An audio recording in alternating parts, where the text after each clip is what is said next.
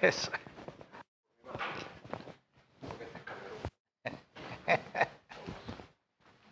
Bendito sea el Señor que en el libro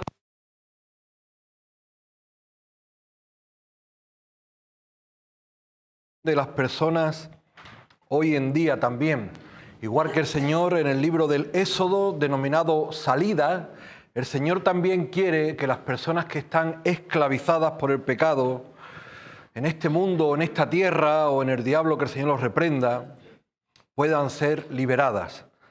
En este capítulo 3 del Éxodo encontramos una enseñanza y una ilustración preciosa de un encuentro que tuvo el Señor con su siervo Moisés. Pero anteriormente podemos contextualizar en el capítulo 2 al final algo de lo que estaba ocurriendo. Dice el versículo 23 en el capítulo 2. Aconteció que después de muchos días murió el rey de Egipto y los hijos de Israel gemían a causa de la servidumbre y clamaron.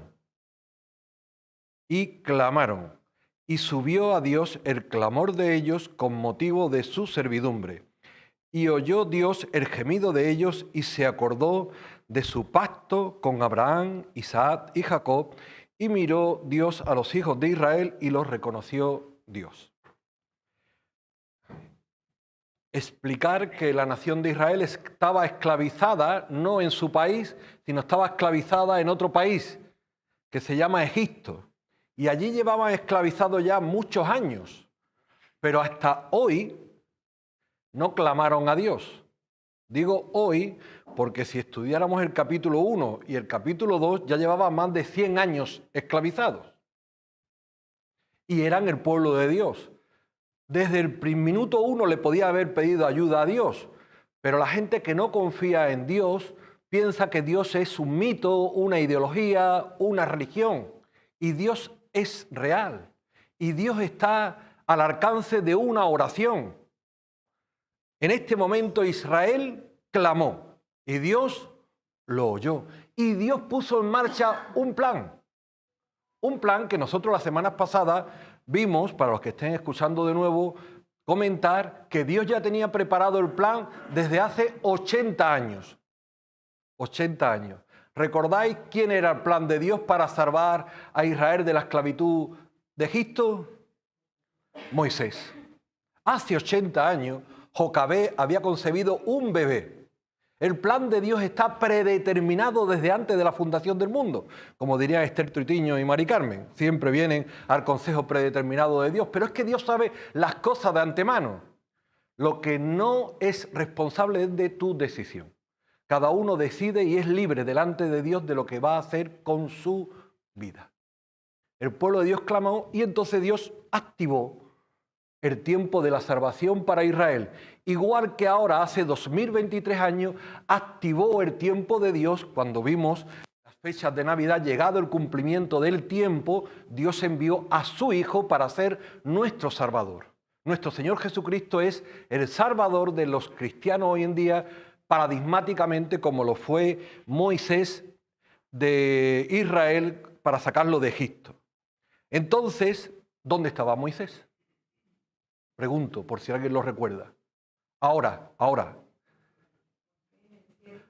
Sí, más o menos, en la tierra de Madián. Sí. Moisés había tenido que huir después de haber sido criado en toda la sabiduría de los egipcios en el palacio y ahora estaba en la tierra de Madián, muy lejos de Egipto. Ni tan lejos que había tenido que huir porque él pensaba que Dios le iba a dar la libertad a los israelitas por su propia mano, por su propia fuerza, porque era un hombre poderoso en palabra y en obra, hace 40 años. Pero en estos últimos 40 años Moisés había languidecido. Moisés había venido abajo. Sus músculos, si no van al gym, se van atrofiando.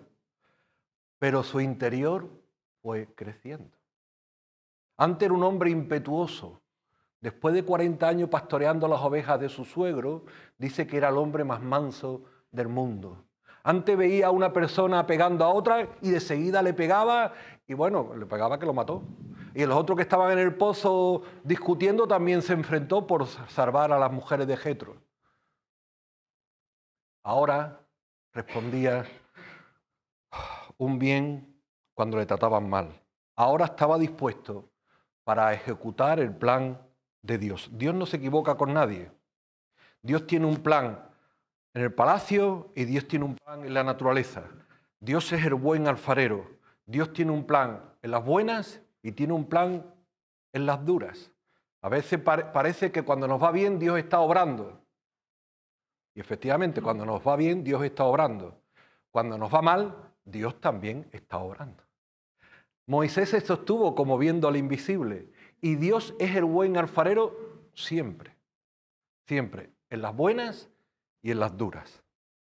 Así que Dios puso en marcha su plan, capítulo 3, y dice que estaba, versículo 1, Moisés apacentando las ovejas de su suegro y llegó hasta el monte Horeb, monte de Dios. Y se le apareció el ángel de Jehová en una llama de fuego en medio de una zarza. Y él miró y vio que la zarza ardía en fuego y la zarza no se consumía. Entonces Moisés dijo: iré yo ahora y veré esta grande visión. ¿Por qué causa la zarza no se quema? Viendo Jehová que él iba a ver, lo llamó desde en medio de la zarza y dijo: Moisés, Moisés. Y él respondió: heme aquí. Y dijo: no te acerques, quita tu calzado de tus pies, porque el lugar en el que tú estás, tierra santa es. Ahora continuaremos, pero aquí nos podríamos llevar parado toda nuestra vida de fe, en medio de la zarza, ardiendo que no se consumía. Está claro que es una ilustración providencial. El fuego de Dios es un fuego consumidor, pero un fuego benigno, que purifica el pecado, pero bendice a las personas. Es impresionante cómo la gloria de Dios puede morar en nuestros corazones y no seamos pulverizados. No nos consumimos porque el fuego de Dios es un fuego benigno. Estaba la zarza ardiendo y ardía. Generalmente cuando prendemos un fuego, el fuego arde, pero cuando termina la combustión del material, el fuego mengua. Y si no le echas leña al fuego, el fuego se apaga. Pero esta zarza ardía y no se apagaba. Indudablemente refleja la presencia de Dios. La presencia de Dios. Igual que alguien comenta también que representa paradigmáticamente a nuestro Señor Jesucristo, que habitaba en él toda la plenitud de la deidad y obviamente vivía con normalidad su humanidad y su deidad. Estaba allí Moisés cuando escuchó su nombre. Si Dios te llamase a ti, te llamaría por tu nombre. Dios te ama. Dios te ama con amor verdadero, no es un amor poético, un amor milindroso como hoy muchas veces se explica, sino con un amor sincero y puro.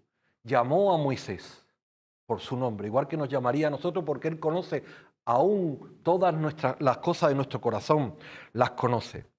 Y respondió Moisés: he aquí, quita, no te acerques más. Podemos venir a la presencia de Dios, pero hasta una distancia de reverencia, de respeto. Quita el calzado de tus pies, porque el lugar donde estás, tierra santa es. La primera vez que aparece esta bonita palabra, santa, santa. Pero Dios es santo, santo, santo. Estar en la presencia de Dios está en su santidad. Y no se puede estar de cualquier manera. Por eso, quitar el calzado de los pies, quitar aquello que nos apega a esta tierra, aquello en lo que se nos pega toda la inmundicia de este mundo. Ya nosotros tenemos también nuestra propia inmundicia. Al quitar el calzado de los pies, estamos representando que nuestros pies están limpios para acercarnos a su presencia.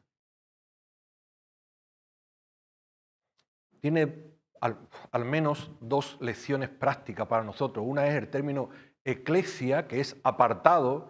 Los cristianos formamos la iglesia apartados de la congregación del mundo, apartados de los moradores de la tierra, para estar en la presencia de Dios, en la santidad de Dios, como pueblo santo, escogido por Dios.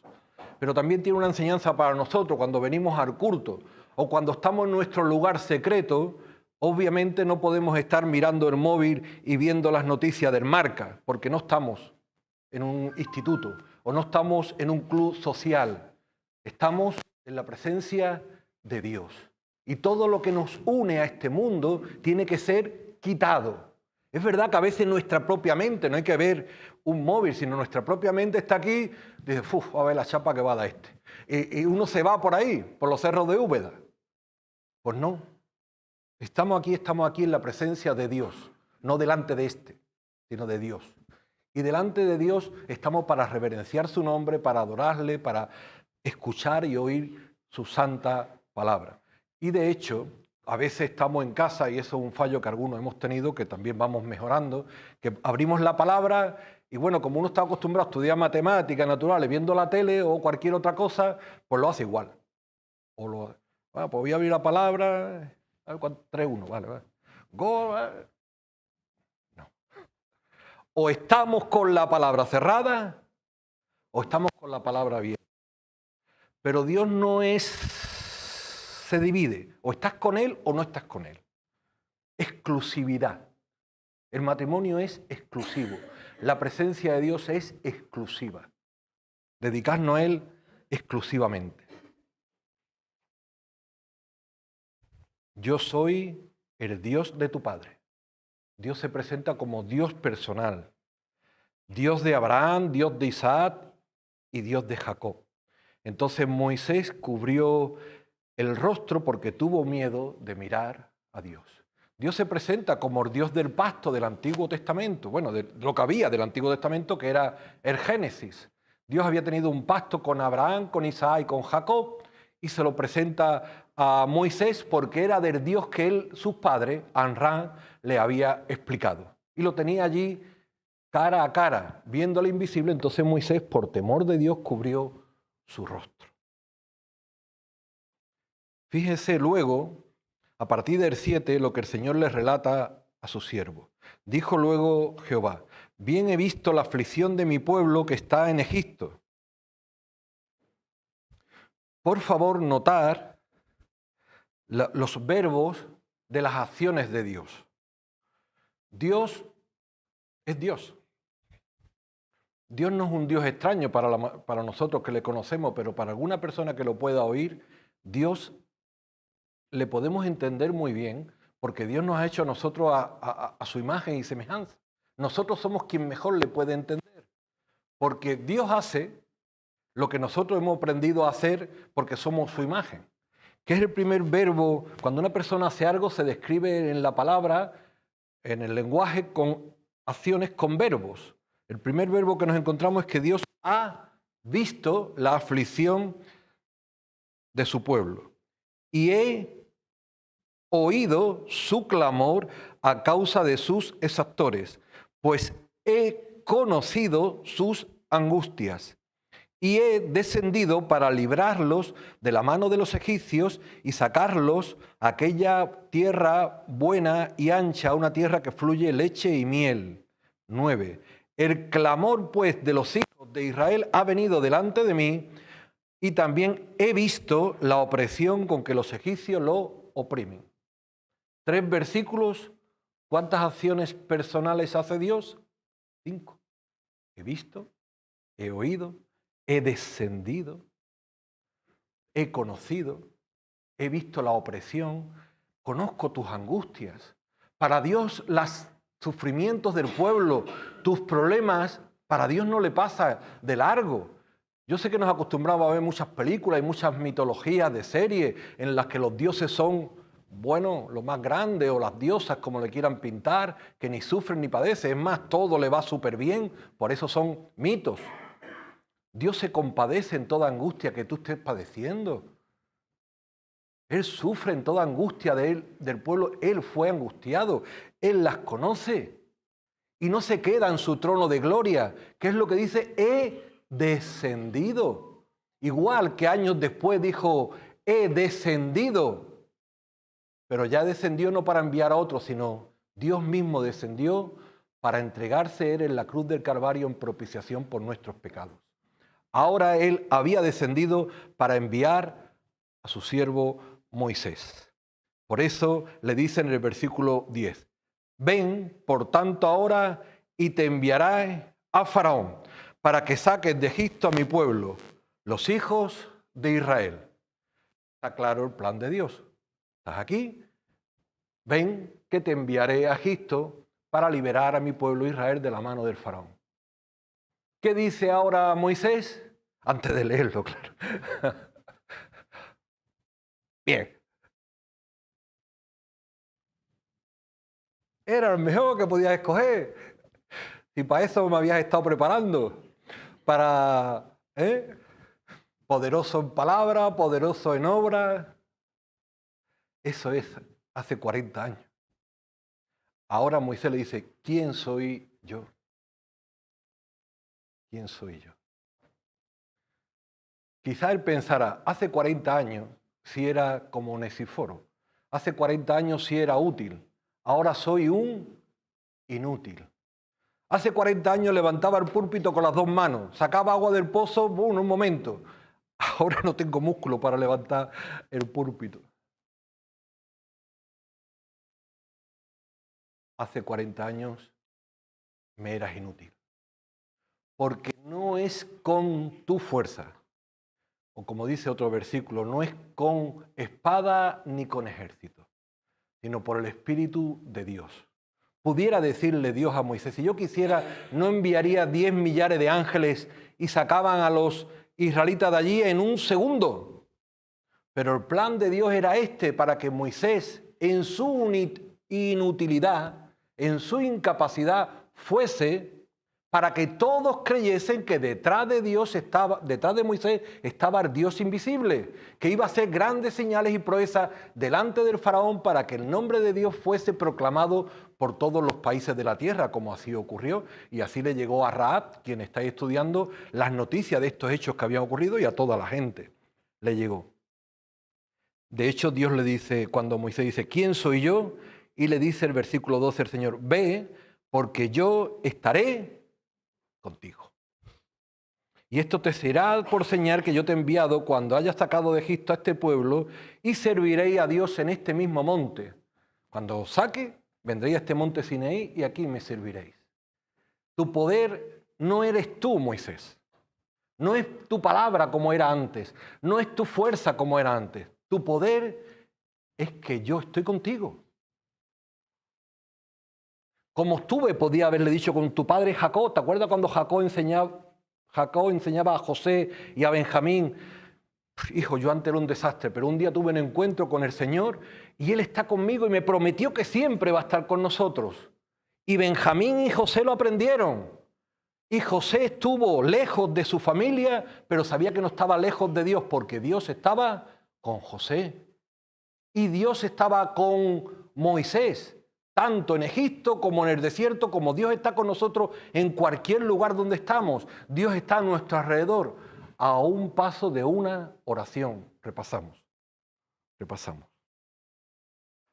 Y él respondió, ve porque yo estaré contigo. Entonces Moisés empieza a poner cinco pegas, 5 reticencias. Ya hemos visto la primera de quién soy yo, las vamos a ir brevemente. Y entonces Moisés dice en el 13, he aquí yo llego a los hijos de Israel y les digo, el Dios de vuestros padres me ha enviado a vosotros. Y si me preguntasen cuál es tu nombre, ¿yo qué les digo? Y entonces cuando el Señor se manifiesta y les dice, así dirás, yo soy el que soy. Les dirás a los hijos de Israel, yo soy, me envió a vosotros. Yo soy Dios. Ellos hasta entonces me habían conocido por Elohim, Adonai. Ahora también le íbamos a conocer por su nombre. Yo soy el que soy. Se puede traducir porque estos son 4 consonantes y hay que introducirle vocales para ser leído en español. No es traducirlo, es para poderlo leer. O si no, tiene que nombrar YHWH. Ese es el nombre de Dios. Intentarlo leer en español es imposible. Hay que hacer una acomodación. Y para la acomodación puede seguir una línea, puede seguir otra. Si usa las vocales de Elohim, le pones la E, le pones la O y le pones la A, lees Jehová, Jehová. Si usa las vocales de Adonai, le pones la A y le pones la E y aún la I ya no cabría. Sería Yahweh. Uno y otro nombre son acomodaciones a la literatura castellana. El nombre de Dios es Yo soy el que soy. Entonces Moisés puso otra pega. En el versículo, cuando le cuenta, tú reúna a los ancianos y le dice este plan que yo tengo contigo para liberarlo de Israel. Y Moisés le dice al Señor, bueno, yo solo digo a tu pueblo, ya tu pueblo me creerá, pero yo luego voy al faraón, mas yo sé que el rey de Egipto no os dejaré ir. Entonces Moisés, capítulo 4, dice, he aquí, ellos no me creerán ni oirán mi voz, porque dirán, ¿no te ha parecido Jehová? Vale, con tu pueblo vale, pero luego el faraón no me creerá. Ya entonces Dios dice, Moisés, yo estaré contigo y a través de ti haré señales, haré prodigios para que todos crean que mi mano invisible está detrás de tu encomendación. No es una propia iniciativa tuya, yo estoy contigo. Y ellos te recibirán y ellos te aceptarán. De hecho, hablaría Dios con su hermano Aarón, que le saldría al encuentro más tarde, y endurecería, le advierte, el brazo del faraón para hacer más señales, para que todas esas señales fuesen más notorias todavía. El faraón pensaba, lo hemos comentado alguna vez, que tenía un brazo de hierro. Presumía de tener un brazo de hierro, porque cuando hacía alguna guerra, alguna lucha contra otro país, siempre vencía al imperio del faraón porque tenía el ejército más grande y más preparado de todos aquellos contornos. Dice, el brazo de hierro, cuando pulse contra mí, será quebrantado. Moisés, como dice que él no tenía nada, le dice, bueno, Moisés, ¿qué es lo que tienes en la mano? ¿Qué es lo que tiene un pastor en la mano habitualmente? Una vara. Échala al suelo. Y Moisés la echó al suelo y Moisés le dio gindama porque se convirtió en una culebra. Le dio miedo, una serpiente venenosa. No le tengas miedo a la serpiente, Moisés. No le tengas. La serpiente tiene dos representaciones. Una representa al faraón, el rey de Egipto. Pero más allá del faraón, el faraón representa a la serpiente antigua, aquella que con su astucia engañó a nuestros primeros padres. Él luchará contra ti, y te herirá, pero yo un día le quebrantaré la cabeza. Yo estaré contigo, no le tengas miedo.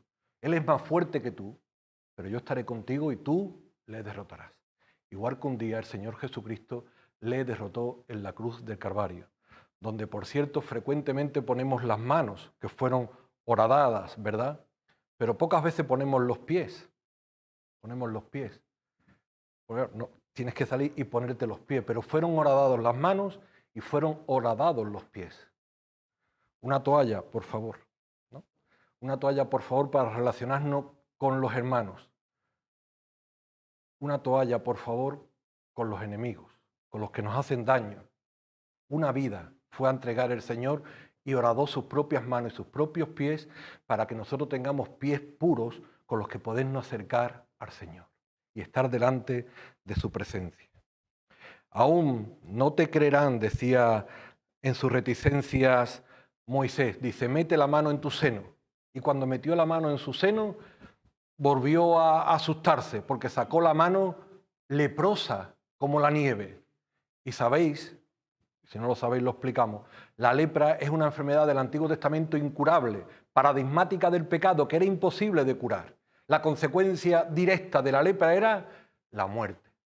Yo te libraré de la serpiente, te libraré de la muerte. Mete otra vez la mano en tu seno. Y al meterla en su seno, la mano salió pura.